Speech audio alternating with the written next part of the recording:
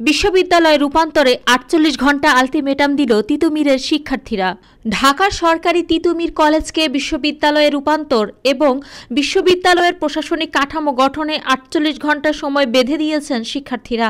এ দাবি মানা না হলে বৃহস্পতিবার থেকে মহাখালীতে সড়ক ও রেলপথ অবরোধের ঘোষণা দিয়েছেন তারা। সেই সঙ্গে মঙ্গলবার ২৮ জানুয়ারি থেকে ক্লাস পরীক্ষা বন্ধ করে শাটডাউন তিতুমীর কর্মসূচি পালনের ঘোষণাও দেওয়া হয়েছে। সোমবার রাতে সভা করে এসব সিদ্ধান্ত নিয়েছে বিশ্ববিদ্যালয় রূপান্তর আন্দোলনের প্ল্যাটফর্ম তিতুমীর ঐক্য।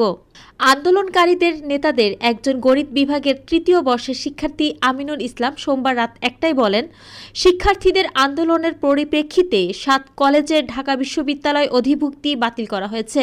এতে কলেজগুলো অভিভাবকহীনতায় পড়েছে। তবে তিতুমীর কলেজকে বিশ্ববিদ্যালয়ে রূপান্তরের দাবিতে আমরা অনড়। আমরা ৪৮ ঘণ্টা সময় দিয়েছি সরকারি তিতুমীর কলেজকে বিশ্ববিদ্যালয়ে রূপান্তর ও বিশ্ববিদ্যালয়ের প্রশাসনিক কাঠামো গঠন করতে।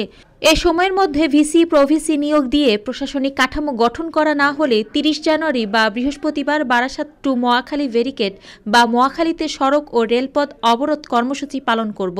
তিতুমীর কলেজকে বিশ্ববিদ্যালয়ে রূপান্তরের দাবিতে আন্দোলন অবস্থান সহ নানা কর্মসূচির পর গত ৭ জানুয়ারি শিক্ষালয়টির প্রধান ফটকে তিতুমীর বিশ্ববিদ্যালয় লেখা ব্যানার টানিয়ে দেন আন্দোলনকারীরা।